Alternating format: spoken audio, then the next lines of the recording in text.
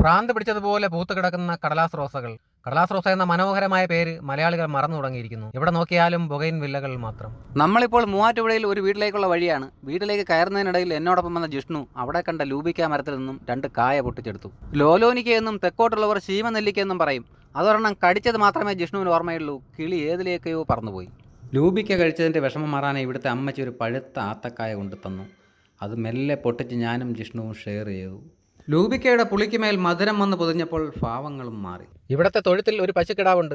പരിചയമില്ലാത്തവരുടെ കടന്നുകയറ്റം അതിന് ഇഷ്ടമായില്ലെന്ന് തോന്നുന്നു. അമ്മയെ പിരിഞ്ഞതിന്റെ സങ്കടത്തിലാണ് ആ പാവം.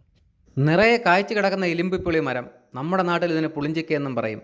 ആയുർവേദ മരുന്നുകളിലെ പ്രധാന ചേരുവായ തിപ്പലി ഇവിടെ ഇഷ്ടം പോലെ. ഉരുണ്ട ചക്കകൾ പിടിക്കുന്ന മുത്തശ്ശി പ്ലാവും തേനീച്ച കൂടുകളും ഈ ജാതി മരത്തിന്റെ തണലിൽ ഒരു പായ വിരിച്ച് കിടന്നാലോ എന്ന് പോലും എനിക്ക് തോന്നിപ്പോയി. പറമ്പുകളിലെല്ലാം കാണുന്ന ഈ മണിത്തക്കാളി ഒരു ആയുർവേദ ഔഷധമാണ്. ജാതിക്കയെല്ലാം നിറയെ പിടിച്ചിട്ടുണ്ടെങ്കിലും പാകമായിട്ടില്ല. അതുപോലെ തന്നെയാണ് കാപ്പിയും. പൂത്തിട്ടേ ഉള്ളൂ, കായ്ച്ചിട്ടില്ല.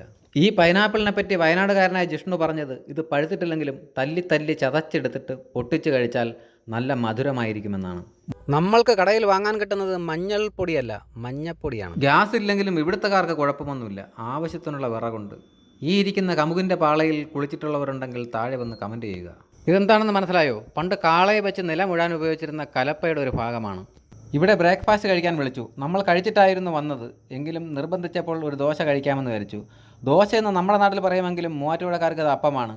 അപ്പവും ഗ്രീൻ പീസ് കറിയും ഏത്തയ്ക്ക പുഴുങ്ങിയതും.